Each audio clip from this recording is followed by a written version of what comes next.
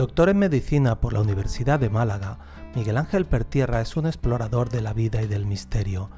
Allí donde otros se dan media vuelta, Miguel Ángel se detiene e investiga.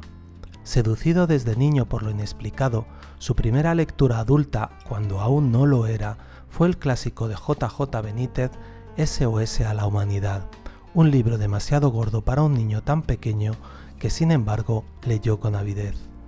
Años más tarde, Miguel Ángel se orienta hacia la medicina, en concreto la otorrinolaringología, y el hecho de pasar muchas horas al cuidado de los enfermos le permitirá escuchar numerosos testimonios de experiencias cercanas a la muerte que no le dejarán impasible.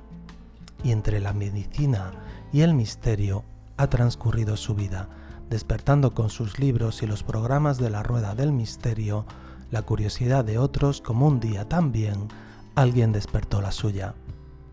Hoy conversamos con Miguel Ángel Pertierra. Somos Luz Televisión se ha venido al Puerto de la Torre porque, aprovechando que Miguel Ángel Pertierra iba a pasar unos días en nuestra provincia, que es la suya, queríamos conversar con él. Teníamos desde hace tiempo muchas ganas y bueno, con Miguel Ángel se pueden conversar de muchos temas y hoy hablaremos de un poco de todo. ¿Qué tal, Miguel Ángel? Nada, encantado, Rafa, de estar aquí con este canal de Somos Luz y bueno, la verdad es que al final el loado, el tiempo y el espacio ha hecho que podamos hacer la grabación. Qué suerte y qué oportunidad más bonita. Para situar a los espectadores, lo primero que deberíamos decir es que Miguel Ángel es doctor en medicina, su especialidad es la otorrinolaringología, pero aunque se ha ganado la vida durante muchos años con ella, quizá lo más conocido sea la vertiente de misterio en la que también ha investigado Miguel Ángel. Sí, bueno, la verdad es que mi profesión es médico y bueno, el tema del misterio surgió como pues algo que a uno le gusta, algo que le interesa, igual que le puede gustar la pintura, la música, el skateboard, no lo sé, cualquier otra afición y bueno, se va uno introduciendo en el misterio, no de hace poco tiempo, sino de hace muchísimo tiempo y bueno, y al final yo creo que el universo conspira para que se una y pueda uno investigar y hacer lo que a uno, bueno, dentro de sus posibilidades le gusta. ¿Qué fue primero, Miguel Ángel, médico o investigador? Yo creo que va unido. La persona es como en el Renacimiento, va unido el pintor, el escultor, el físico, el matemático, pues yo creo que en mi caso es igual. Distintas facetas de la misma persona, evidentemente. Uno puede ser pues un médico con su profesión, puede ser un investigador, le puede gustar el montar en moto como me gustaba a mí y otras muchísimas facetas. Yo creo que la vida humana, si uno la aprovecha, puede utilizar suficiente tiempo para dedicar de todo un poco y a hacer muchas veces polarizarse a una cosa u otra dependiendo el tiempo que uno tenga. A los 10 años tomas tu primer contacto con lo que se llamaría literatura del misterio. Fue un libro de J.J. Benítez. Sí, a los 10 años en Plaza y Jané, en la colección mítica de Otros Mundos, además un libro mítico comprado en un lugar de aquí de Málaga donde hubo en su momento cosas misteriosas también. Pues se compró el libro Omni SOS la humanidad de Juanjo Benítez, una aventura que él había tenido en Perú con Carlos Pauel y Sisto Pauel y el grupo IPRI, donde él decía que había contacto con extraterrestres, o que él refirió haber contacto con extraterrestres, aunque él lo único que refería que él lo que había visto era un objeto en el desierto de Chilca. Bueno, eso con 10 años te impacta porque, claro, no son los medios que hay hoy en día de internet que te puedes meter, puedes investigar, sino que lo que te llegaba es lo que te llegaba en revistas, lo que te llegaba en programas de radio como Medianoche, o que lo que te podías leer en libros como el de Juanjo Benítez. La verdad es que era todo un impacto conocer que había un mundo de misterio aparte de este mundo físico que conocemos.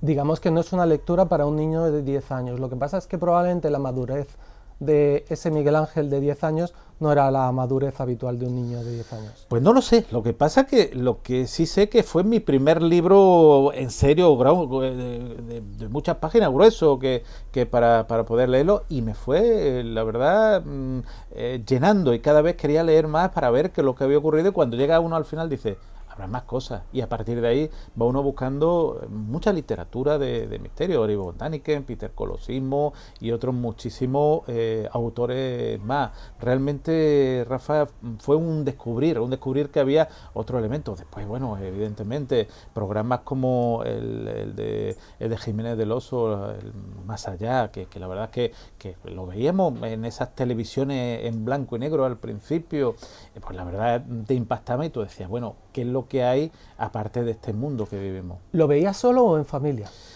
Hay veces que solo, muchas veces en familia. La verdad es que la familia veíamos esos programas que, si no recuerdo mal, se emitían los domingos al mediodía o la sobremesa, y donde bueno, primero Más Allá, después la Puerta del Misterio, pues los veíamos y que realmente comentábamos muchas veces lo que había sucedido. Posteriormente el niño sigue estudiando, decide estudiar medicina. ¿Por qué decide el joven ya a los 19 más o menos estudiar medicina? ¿Por qué sabes o tomas esa decisión de estudiar medicina? Bueno, yo en un principio quería ser piloto de avión. Lo que pasa que es un pequeño problema de la vista, en aquellos momentos imposible de resolver. Hoy en día no hubiera tenido ningún problema. Hace que bueno, mis dos vocaciones, la una ser piloto de aviación y la otra ser médico, la primera no pueda ser, por lo cual me enfocalicé y me enfoqué hacia la medicina. El otro gran pasión que después de muchos años sigue siendo mi gran pasión. Uno se da cuenta, y como decía Sócrates, solo sé que no sé nada. Cada vez se da cuenta uno que conoce menos cosas, aunque intente aprender más. ¿Por qué otorrinolaringólogo? Dentro de las especialidades, dentro de las cosas que uno estudia en medicina, siempre se polariza uno a una cosa más que a otra.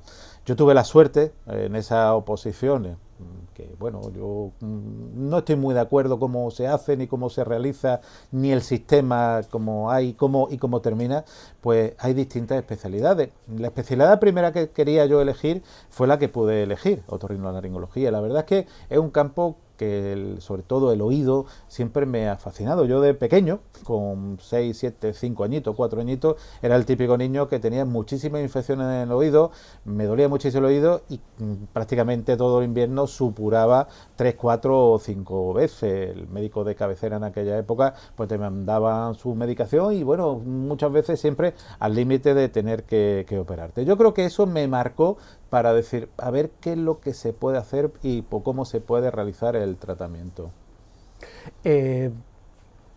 ¿Logras tu plaza en un hospital de Málaga? ¿Qué hospital estuviste trabajando? El Hospital Carlos Haya de Málaga. En el Carlos Haya. ¿Y en el Carlos Haya cuántos años? Pues empecé en el 94 hasta el 2010. En todos esos años ocurren, no sé si tú estabas preparado para que ocurrieran, casos que empiezan a despertar tu interés por los episodios cercanos a la muerte, ¿no? Sí, la verdad es que en un hospital es un lugar donde la vida y la muerte siempre están en juego, donde esa balanza de curaciones, de enfermedades, de fallecimientos, de nacimientos, está siempre ahí. Siempre vivimos y jugamos al límite del filo de la navaja. La persona puede entrar por una pequeña afección y después darse cuenta de una gran afección, al revés. Personas que tú crees que no van a salir adelante, al final acaban saliendo adelante por los tratamientos.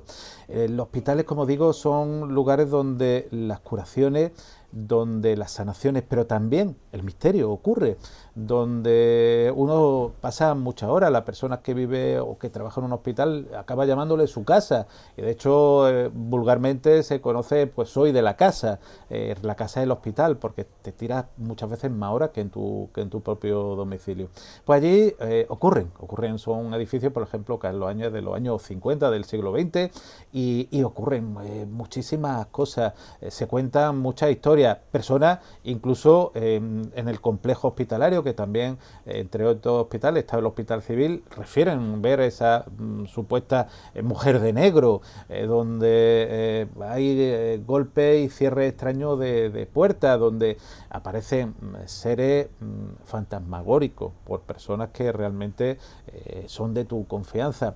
Y aparte, pues en mi caso, de una forma, yo creo que por casualidad o por causalidad, yo siempre digo que por causalidad aparecen esas experiencias cerca de la muerte, que están ahí. Lo único que, como todo, hay que fijarse. Uno, si no mira hacia derecha e izquierda, es como el animal que va con su orejera o con su elemento de visión y demás, que ve hacia un lugar. Pero si uno observa, uno mira, igual que no es lo mismo oír que escuchar. Si uno escucha, pues se da cuenta que ocurren muchas cosas en un complejo hospitalario como era en aquel momento Carlos Haya. Fíjate que dos ingredientes hay en el caso de Miguel Ángel, ¿no? Su interés por escuchar y por observar, y su mente científica educada en ese modelo, ¿no? Ese paradigma. Sin embargo, claro, otros médicos, como planteas, otras enfermeras, pues preferirán pasar de puntillas, hacer como si no han visto y de esto no se habla, pero tú has querido posteriormente investigar y decir, no, esto hay que darle una explicación, porque aparentemente no la tiene. Claro. El tema es que ocurren en el caso de experiencias cercanas, igual que otras muchas cosas también extrañas, apariciones también de seres. Yo recuerdo un caso, el de Paquita, que bueno, vio un ser de luz e incluso lo dibujó en su tiempo. Yo quiero darle un recuerdo porque, bueno, falleció hace muy poquito y era una persona encantadora, donde ella te explicaba una y otra vez con una enfermedad que tuvo muy grave, que yo además tuve ocasión de visitarla mientras estaba en el hospital, pues vio ese ser, que bueno, ella lo relacionó con un ser divino, pero que realmente ella lo vivió así, esa aparición, igual que Sir William Barrett hablaba en su libro publicado en 1926, un año después de su muerte, Visiones en el lecho de muerte. Pues son una serie de visiones que no son solamente de esta persona, lo que pasa es que evidentemente uno conoce una pequeña punta del iceberg. Esa punta del iceberg que son elementos que suceden. Es verdad que con una mente analítica o una mente científica te ayuda a conocer y a ver y también a discernir lo que puede ser realidad de lo que puede ser patología, donde medicamentos, donde trastornos neurológicos, donde trastornos hemodinámicos, incluso intoxicaciones, pueden hacer que uno alucine. Yo siempre digo que en la farmacia, donde se compran los medicamentos, muchas personas están tomando medicamentos que a cierto nivel, o incluso por cierta idiosincrasia de la persona, le puede producir alucinaciones. Puede pensar que está viendo, que está escuchando lo que no es. Entonces realmente hay que discernir y hay que ser escéptico, pero nunca negacionista. Hay que ser escéptico de decir, bueno, ¿qué me está contando esta persona? Evidentemente, la persona te cuenta su realidad. También te encuentras con personas que te quieren mentir, te quieren engañar y te la quieren, como se dice en Andalucía, te la quieren colar, evidentemente, pero el gran porcentaje te cuentan su verdad. Y a partir de ahí es donde empieza la investigación. Cuando uno empieza la investigación y empieza a encontrarse cosas, se da cuenta de que hay una realidad pues que no sale a la luz, que se está publicando en algunos artículos, pero muy de puntilla o muy poquitos artículos, donde hay libros muy buenos, que desde hace muchos años, desde que Moody escribió Vida después de la vida, que yo creo que fue el pionero, aunque anteriormente Hislop y otros autores habían publicado en los años 50, incluso en el Lancet, en principio de siglo, hay publicaciones sobre experiencias cerca de la muerte. Pero bueno, yo creo que Moody fue ese antes y después para que conociésemos públicamente. Pero lo que estábamos hablando en el hospital y en cualquier sitio, de hecho, no voy a decir todos los días, pero sí con bastante frecuencia me llegan historias de experiencias cercanas a la muerte, donde la persona lo que quiere saber qué le ha ocurrido, o que, bueno, dar a conocer de una forma o de otra. La mayor parte de las veces de forma anónima. La persona no quiere publicidad, y ya cuando una persona no quiere publicidad, no quiere dinero, no tiene afán de lucro ni de salir en ninguna parte, ya uno le habla de que la persona lo que quiere contar es una realidad que ha vivido y que quiere respuesta. aunque tienen muchas preguntas, y muchas veces lo que podemos ofrecer son más preguntas que respuestas, evidentemente. Cuando una de esas personas no encuentra a un Miguel Ángel Pertierra que le escucha y que da credibilidad a su relato, porque habrá muchos casos, ¿qué encuentra? Anteriormente encontraba también mucha incomprensión. La mayor parte de las veces la persona se lo calla por miedo a que lo que dirán, cómo caerá en la familia, pensará que estoy loco, pensará que tengo un trastorno psicológico. Entonces, en un momento determinado, pues claro, realmente la persona lo que intenta es no contarlo, y hay casos que me ha ocurrido precisamente en 2 realizadores de televisión donde no han contado su historia hasta 35 años después de que le haya ocurrido. Curiosamente son 2 historias muy parecidas de 2 personas que no se conocen, uno vive en Madrid y otro vive en Málaga, y que me han contado prácticamente la misma historia, y los dos en despacho cerrado me han dicho: por favor, no quiero que nadie sepa que me ha pasado esto, pero quiero que conozcas tú qué es lo que ha ocurrido, por saber, a ver si me puede dar alguna explicación, o si a alguien le ha pasado lo mismo. Entonces, claro, muchas personas no te cuentan, o se tiran muchos años, o te lo cuentan 50 años después de que le ha ocurrido. Vivir con un secreto 50 años, desde un punto de vista médico, no es nada saludable. No, vivir con un secreto no es nada saludable, porque ese secreto siempre te mueve sentimientos y siempre suele aflorar de una vez a otra. Entonces es como al contarlo a alguien que te escucha, lo que hemos hablado, que no te oye, que no te va evidentemente ni a criticar ni a juzgar, sino que te escucha y como máximo lo va a investigar, te produce la catarsis, te produce ese elemento de mejoría y de sanación. El aflorar algo que ha tenido uno oculto hace que uno mejore, incluso tome conciencia de lo que ha ocurrido, y que uno a lo mejor dice: pues ya no me importa que los demás lo sepan, porque evidentemente algo fundamental. Cualquier secreto, lo que ocurre es lo mismo, el miedo a que aparezca, que aflore, o que incluso pueda hacer daño. En este caso no suele hacer daño, pero sí crea una incomodidad, porque claro, estamos hablando de vida y muerte. Hay algo después de esta vida. La muerte es el fin de nuestra existencia. Yo creo que quizás ese es la respuesta que todos y cada uno queremos buscar en algún momento. La muerte sigue siendo un tabú. Es un tabú, y ahora más. ¿Ahora más? Ahora más. Cuando era niño, mis padres, mis familiares, pues íbamos a ver a mis familiares difuntos al cementerio. No pasaba nada.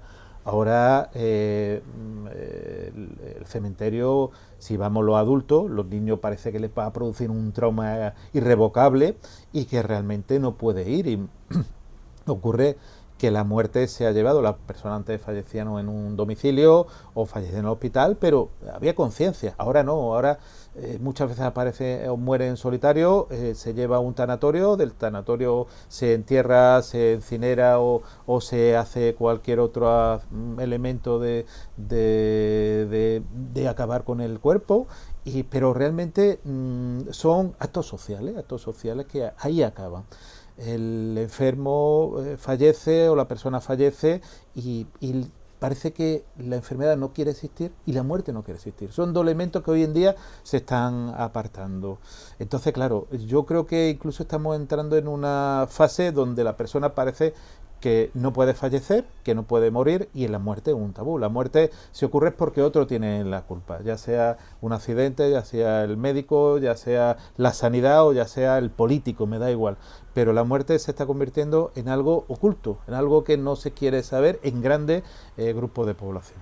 ¿Qué debería cambiar en la visión de esos grandes grupos de población? Claro. ¿Hacia dónde debería virar la mirada? Tener conciencia que lo único que tenemos garantizado cuando nacemos es que vamos a fallecer. Evidentemente, tampoco un ritual a la muerte, ni hacer pues el vanagloriarse del fallecimiento, pero sí saber que va a ocurrir como algo natural en nuestra existencia, y que si la persona, hay que conocer desde cualquier edad, pues que la persona fallece, que la persona puede tener enfermedad, y que todo no es un tabú, porque el tabú trae también la opresión de una u otra forma, y el desconocimiento también de una u otra forma. Y unas consecuencias a nivel sociológico en cuestión de décadas. Y psicológico, porque claro, la persona, si alguien fallece, pues evidentemente puede llevar una serie de trastornos psicológicos. De hecho, hoy en día se habla del duelo que no se ha realizado bien. De hecho, hay muchas asociaciones para ayudarte a compartir el duelo no bien gestionado o no gestionado. Entonces, claro, el duelo hay que gestionarlo. La persona que fallece hay que acompañarla hasta cierto punto y a partir de ahí volver otra vez a la vida. Y eso no significa que tú no quieras a esa persona, ni esa persona pues no ha sido gran parte de tu vida. Pero evidentemente esa persona ha fallecido y tu vida tiene que compartir y seguir y seguir viviendo. Porcentualmente, y lo decimos un poco sin datos estadísticos, para que los espectadores se hagan una idea, ¿cuántas personas pueden estar gestionando a día de hoy una sociedad correctamente un duelo? Yo diría que en torno a un 2% de la población como mucho. Gestionarlo bien yo creo que muy pocas personas, al revés, te encuentras, o pues en mi caso yo he encontrado con personas que gestionan muy mal su duelo. Yo conozco a personas que después de 30 o 40 años no quieren celebrar una Navidad, no quieren celebrar una fiesta porque ha fallecido un familiar. Lo que no se dan cuenta es que al resto de la familia ese fallecimiento también le está haciendo daño, porque los chicos no hagan sus fiestas, sus celebraciones, que los adultos no hagan una vida habitual o normal, vamos a decir, porque una persona ya ha fallecido, que evidentemente tú la sigues queriendo. Evidentemente todos hemos tenido fallecimientos de familiares cercanos y una de las cosas que yo he aprendido es a gestionar ese duelo. En poco tiempo se me han ido familiares muy cercanos y a todo y cada uno de ellos le he dado la mano para fallecer y le he acompañado hacia ese otro lado que yo creo que existe y tengo constataciones de que puede existir, pero evidentemente hay muchas personas que no, que quieren tenerlo por sí, que quieren que todavía esté vivo y que si no es una gran tragedia para la familia, para su entorno y incluso le realiza grandes trastornos psicológicos, incluso psiquiátricos. Por eso el hecho de que Miguel Ángel Pertierra haya publicado tanto La Última Puerta como Milagros Médicos, a mí me parece muy... yo te voy a dar las gracias, me gusta darte las gracias. ¿Por qué? Porque es importante que esos dos libros los haya escrito un médico con la reputación o el prestigio que tú tienes. ¿Por qué? Porque si los hubiera escrito cualquier otra persona no se mirarían esos libros de la misma manera. No, aquí hay un científico que está desde su formación científica avalando una serie de hechos para los que otros miran para otro lado. Que tú les des la validez y la autoridad, los cuentes en tus libros, ayuda a que la sociedad entera los mire de otra manera completamente diferente. Yo te quiero dar las gracias por tus palabras. Tengo que decir que no solamente uno escribe un libro, sino que sigue investigando. Sigo investigando experiencias cercanas a la muerte, sigo investigando el tema de los milagros, sigo yendo a santuarios. Hace poco he estado en varios santuarios donde realizan o dicen que ha habido milagros. Hablo con las personas que dicen haber tenido o haber sido miembro de algún lugar donde ha habido milagro, incluso haber tenido ellos en sus carnes un milagro, incluso en su familia un milagro. No se acaban con el libro. Yo creo que en estos casos, en estos dos ensayos que he realizado, no se acaba con la página última o con el epílogo, sino que ese epílogo es el principio de investigaciones, que se publicarán o no se publicarán. Yo creo que lo que he intentado que se sepa que existe la experiencia cercana a la muerte o que se tome conciencia de que existe la experiencia cercana a la muerte, o ayudar a que se tome conciencia y ayudar a que tomar conciencia de que los milagros existen. Los milagros, pero ya no desde el punto de vista religioso, sino los milagros desde las curaciones inexplicadas, desde las curaciones de que, bueno, la persona no se sabe que o que piensa que va a fallecer y no fallece, o que tiene una enfermedad incurable y se curan. Entonces, claro, esas curaciones cualquiera de nosotros podemos ser susceptibles y realmente ojalá ocurriesen muchas más, pero realmente están ahí. Y de hecho, como digo, el tema de ir a sitios, pues como por ejemplo he ido al Santuario de Virgen de Candelaria en Tenerife, donde están descritos por Alonso de Espinosa ya en 1500 y algo, 54 si no recuerdo, un monje de Alcalá de Henares se fue tierras de Allende, a Canarias, realmente en una gran aventura para aquella época, y recoge 54 casos de milagros, una persona como notario, como milagro de Nuestra Señora de Virgen de la Candelaria. Claro, tú dices, bueno, tiene constatación de que puede haber. Pues bueno, a pesar de eso, te vas a Madrid, a la Biblioteca Nacional, donde tú puedes leer ese libro que Alonso de Espinosa ha escrito y puedes leer de sus palabras esos milagros que han sucedido. Ya no solamente milagros de ahora, sino milagros de antes, incluso milagros que han ocurrido, incluso tú puedes ver ahora y te llegan casos de curaciones milagrosas. Pero cuando tú lees libros como el de Alonso de Espinosa, del siglo XVI, donde te cuenta, porque la persona revive, donde una persona que a mí me llama la atención, persona que se le quiebra una pierna, que se le fractura tibia y peroné, se le sale hacia afuera y que bueno, poco menos va a la Virgen de Candelaria y sale andando. Entonces tú dices, hoy en día yo con las medicinas más modernas, de la traumatología más moderna, en el hospital más moderno, no lo podemos hacer, como en el siglo XVI eso ocurre. Y este hombre hace de notario de lo que ha ocurrido. Él no toma ninguna opinión. De hecho, no hay opinión, esto es verdad o no. Pero hay lugares, pues, como Virgen de la Cabeza, Montserrat y otros sitios donde se tomaban constatación de la persona que había ido y el milagro que había sucedido. Y eran los monjes de aquel lugar, por ejemplo, Virgen de la Cabeza, que lo tenemos muy cerquita en Jaén, donde los trinitarios decían, pues esto es real o no lo es, o lo entendemos como real o no lo es. El mundo, si uno mira hacia nuestro alrededor, hay muchas cosas inexplicadas que están sucediendo, en caso de milagros, en caso de PCM, en otras muchas circunstancias, y que realmente lo único que hay que observar. Es lo mismo que sea un turista o sea un viajero.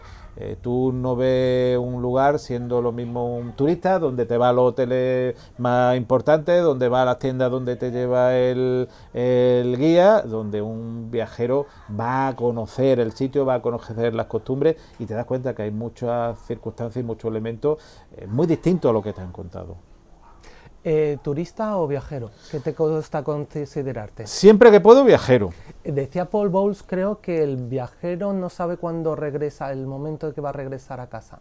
Más de una vez me ha pasado. Hace muy poquito tenía la salida y dependía de mi estado físico la vuelta. O sea que con eso te digo que el último viaje que te hubieras que he hecho, quedado perfectamente mucho más tiempo porque sí, algo ocurre ahí sí, que tú dices, yo no me puedo ir. Efectivamente, más de un viaje hemos alargado días porque hay que ser viajero. Evidentemente también, dependiendo de los recursos limitados y uno no puede decir, bueno, soy multimillonario y voy, Claro.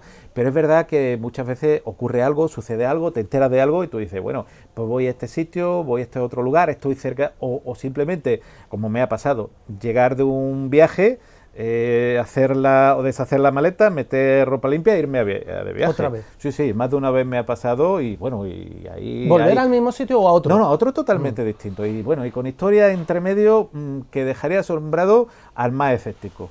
Y no tiene nada que ver con el misterio.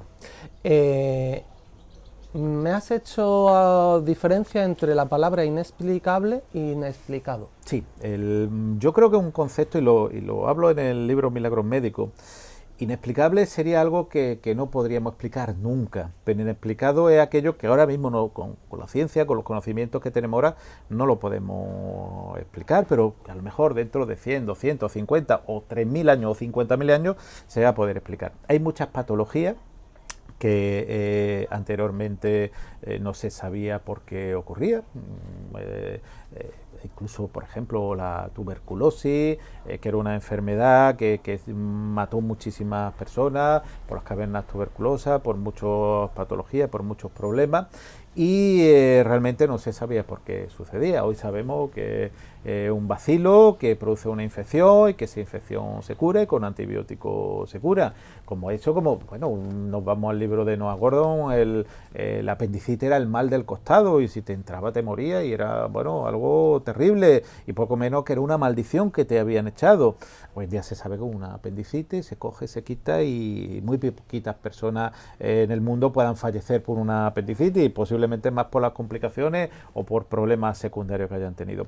Muchos elementos, por eso digo, en aquella época sería inexplicable, hoy en día, pues evidentemente inexplicado, o sea, sería, por eso digo, quizá el concepto de inexplicado nos da más margen de decir que nunca se explica, pues todavía se queda siendo inexplicado. Por tanto, no hay ni habrá nada inexplicable.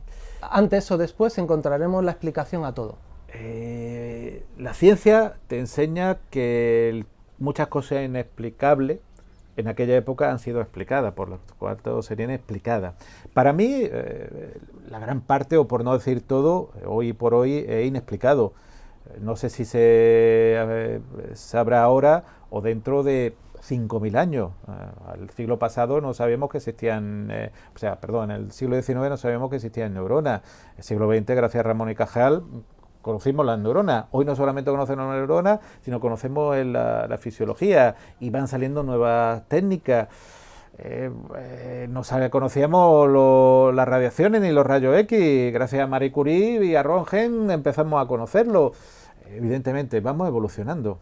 Si yo le dijese a mi abuela que puedo hablar con cualquiera de vosotros viéndome en una pantallita, en un cuadrito que llevo, pues mi abuela diría que imposible. En el siglo XV, XVI, XVII, bueno, pues posiblemente me quemarían por brujo. Bueno, Giordano Bruno, por ocurrirse lo que dijo Stephen Hawking, que existía un mundo habitado y que podían haber más vidas, lo quemaron vivo. Miguel de Servet, un médico, por decir que existía la circulación menor pulmonar, también lo quemaron. Evidentemente, lo inexplicado se convierte en explicable y quizá todo lo que ahora tenemos como inexplicable se convierte en explicado. Pese a haber desarrollado los estudios como invita a la medicina actual, ¿tu visión es holística? ¿Tu visión de la medicina es holística? Sí, siempre. La visión mía en general es holística. De la medicina, evidentemente holística. Tú tienes, de hecho, soy gran defensor de la terapia alternativa, o a mí me gusta más llamarla complementaria. De hecho, uno se toma una manzanilla si tiene un dolor de tripa, o si tiene cualquier otro elemento, se puede tomar, por ejemplo, té, o se puede tomar cualquier otra sustancia de una herboristería o de planta o de otras circunstancias que uno tiene, o hacerse acupuntura, por ejemplo. Por lo cual, en la medicina hay que ser holístico porque a pesar de que uno tiene una especialidad y se dedica a la especialidad, en la vida la persona es un complejo elemento, quizá la máquina más compleja que existe hoy en día, por lo cual no podemos comprender muchas cosas si no somos holísticos. En nuestra vida, por el mar no podríamos conocer las mareas si no conocemos que la luna realiza unas tracciones. Sabemos que existe el elemento, pero tenemos que dar esas explicaciones. Por lo cual yo creo que en esta vida hay que intentar ampliar mirar hacia todo. ¿Un diagnóstico médico puede ser erróneo si no contemplamos la medicina de un modo holístico? Diagnóstico médico evidentemente puede ser erróneo por muchas circunstancias. La medicina no es una matemática. La medicina es muy fácil cuando el diagnóstico es muy claro. Hay veces que para llegar a un diagnóstico hay que pasar por muchas pruebas. Incluso hay personas que pueden tener varios diagnósticos de la misma patología. Por lo cual el diagnóstico certero puede ser difícil.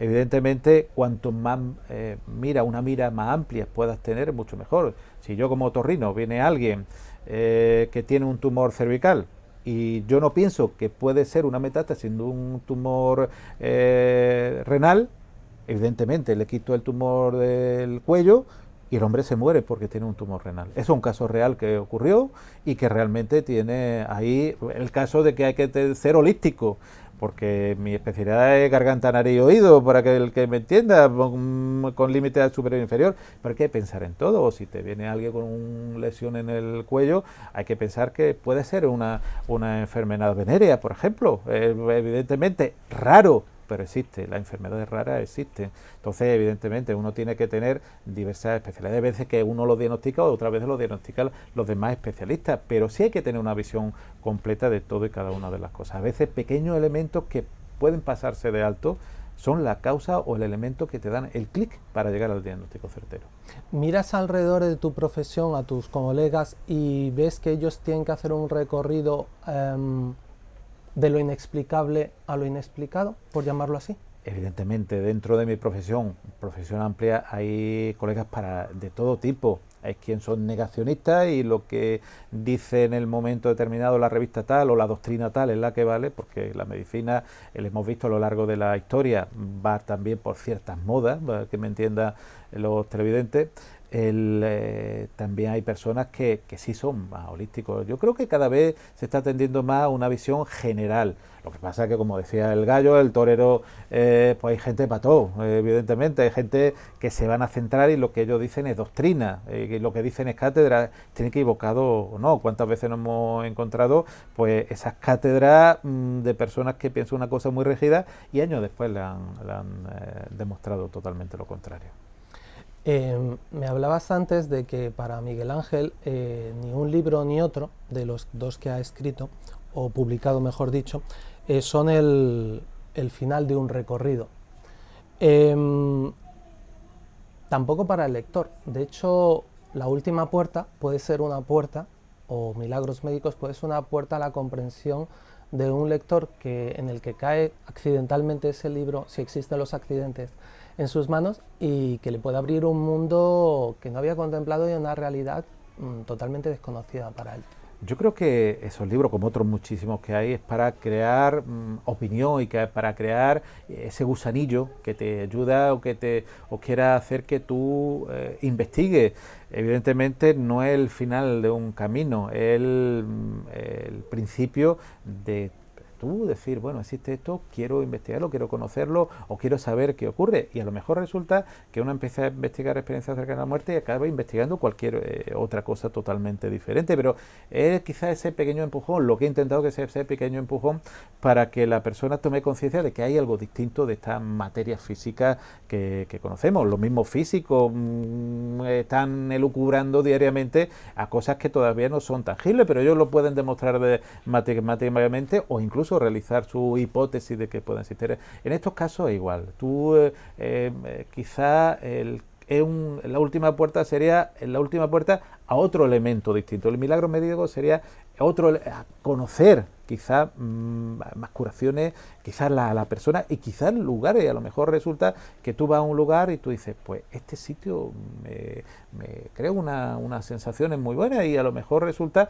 pues que es por otras circunstancias que tú puedes encontrar allí. Realmente todos estos libros, ya digo, estos dos que pues, bueno, que he tenido pues el placer de escribir, porque la verdad es que me lo paso muy bien escribiéndolo, hacen que tú te ayudes a pegar ese primer paso, o que te pegue ese pequeño empujón, porque yo, como tú bien dices, no creo en la casualidad, sino en la causalidad.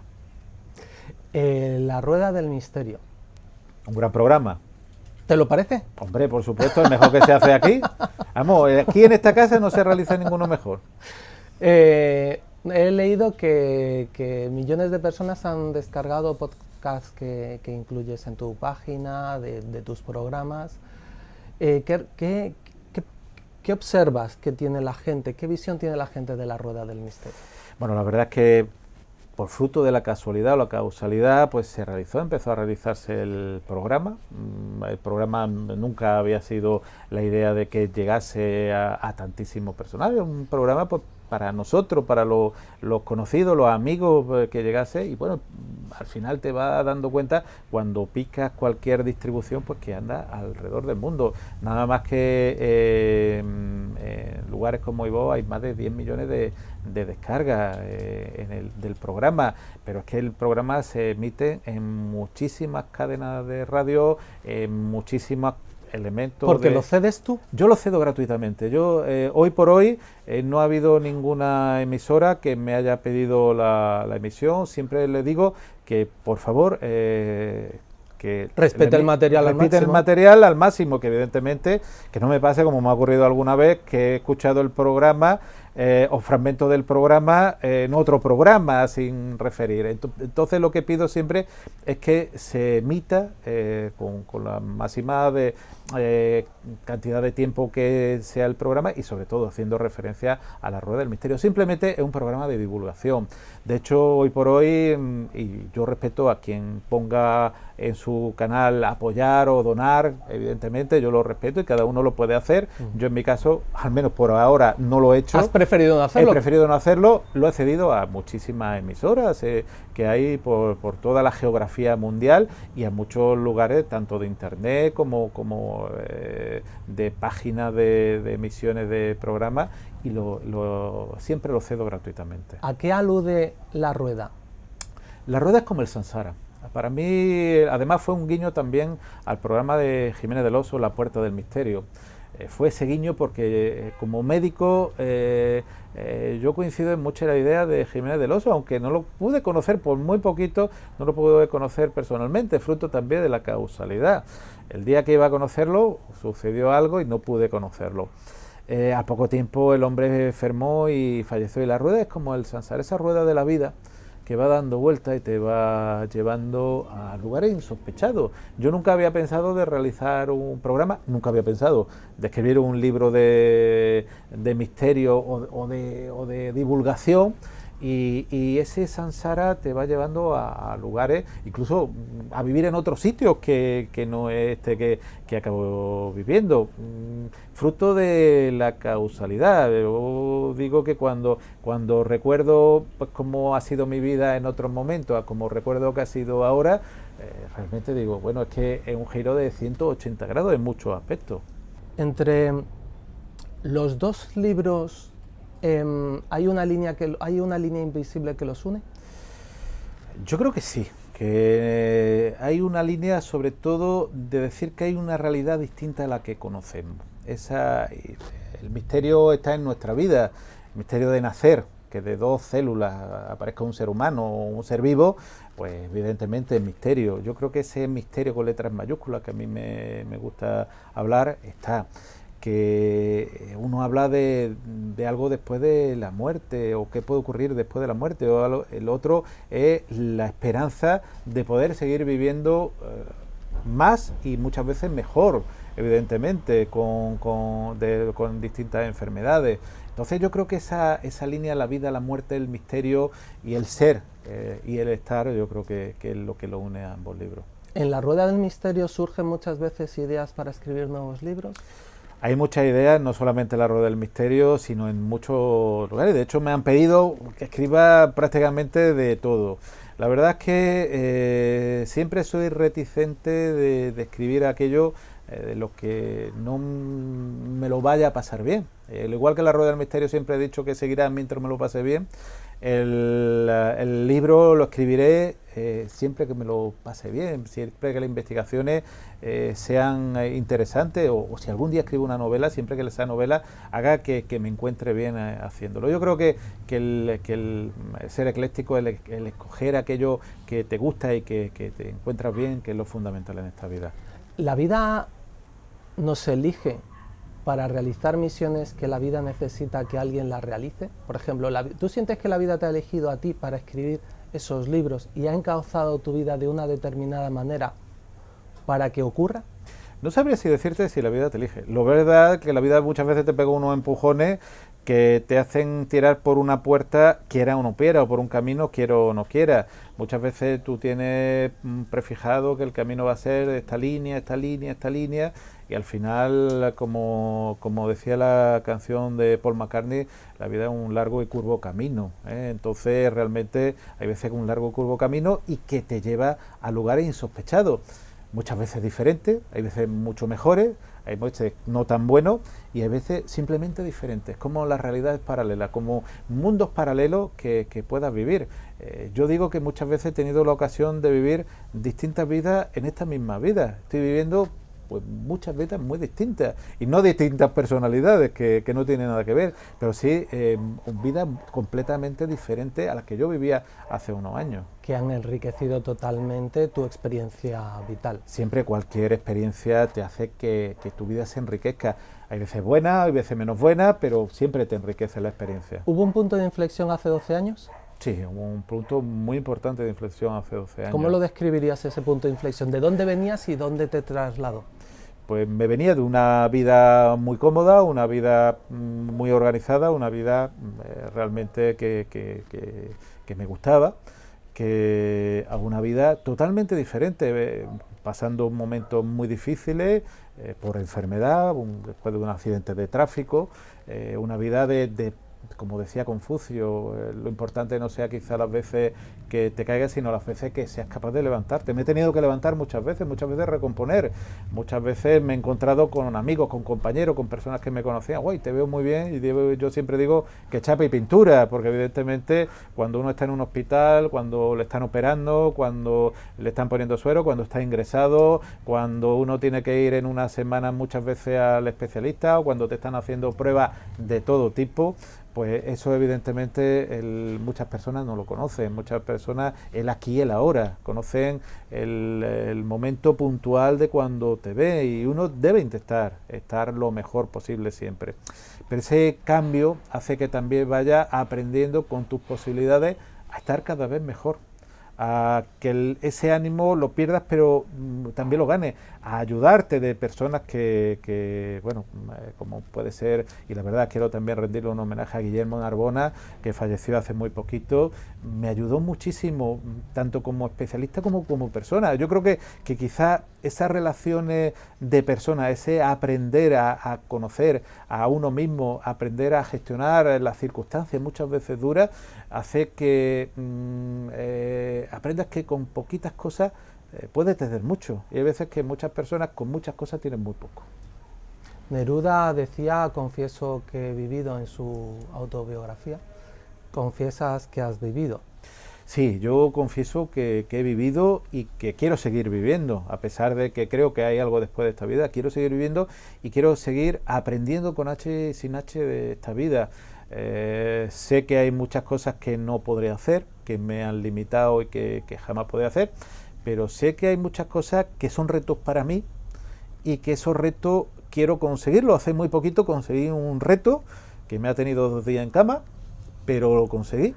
Y realmente ese reto me hizo aprender, con H y sin H, vuelvo a decir, que cuando uno quiere, puede. Hay veces que uno quiere y no puede, pero en este caso quise, a pesar que las consecuencias fueran complicadas, pero esa fuerza que hay que tener, a pesar de no estar uno todo lo bien físicamente que uno quiere, pues evidentemente es fundamental para uno. ¿Qué está aportando la H?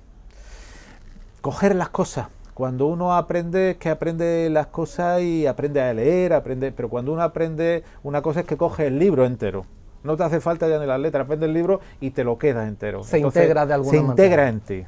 Se integra en ti. En ese lugar, ya digo, un lugar muy especial para mí, aprendí con H y sin H, igual que quise estar después de 12 años o de 11 años yendo a la misma curva todo y cada uno de los días, a las mismas horas, esas 13:47 de 25 de julio, quise estar en un sitio fantástico y para mí que me decían mucho. Quise estar en ese fin del mundo, en Finisterra. A las 13:47 estaba en ese faro de Finisterra, en ese cabo de Finisterra, haciendo un ritual que alguien, que la verdad que también tengo mucho aprecio y también que quiero rendir un homenaje, como era Chagoñi, la esposa, la mujer de Enrique de Vicente, otra persona que me ha enseñado y me sigue enseñando día a día muchísimas cosas. No ya el personaje público, que es un gran personaje público, sino la persona privada a la cual quiero y admiro lo que no está escrito. Hice un ritual que para mí me liberó de muchísimas cosas y que también quise hacer que fuese un antes y un después en ese momento. ¿Cuál era la intención de ese ritual? Dejar todo lo malo que ha ocurrido detrás. Las personas pues, que despuntan o que puedan despuntar o que puedan ser envidiadas, se generan pues personas que envidian y personas pues que te quieren hacer daño de una forma u otra. cuando ve que el universo que se gestiona, y por eso puse ese día la victoria con V, porque ha sido una gran victoria, una detrás de otra, victoria que bueno, el tiempo ha dado la razón, que he estado ahí, pues quise tirar todo aquello, todo lo malo, quise que esas personas psicológicamente desaparezcan, que energéticamente desaparezcan y seguir con mi nueva vida, que es muy completa y que realmente me está aportando muchísimas cosas, aunque sé que tengo que pasar pues con mi especialista, que si tengo que pasar por mis quirófanos, que evidentemente ahí están, pero que cuando me ve alguien dice, oye, incluso en mesa de quirófano, oye, hay que ver cómo viene, bueno, pues tú es chapa y pintura, digo, tú me coges, me apañas y demás, ¿no? Es que siempre hay que mantener, y muchas veces, aunque no me encuentro excesivamente bien, hay que mantener ese humor y esa fuerza de decir, quiero seguir hacia adelante.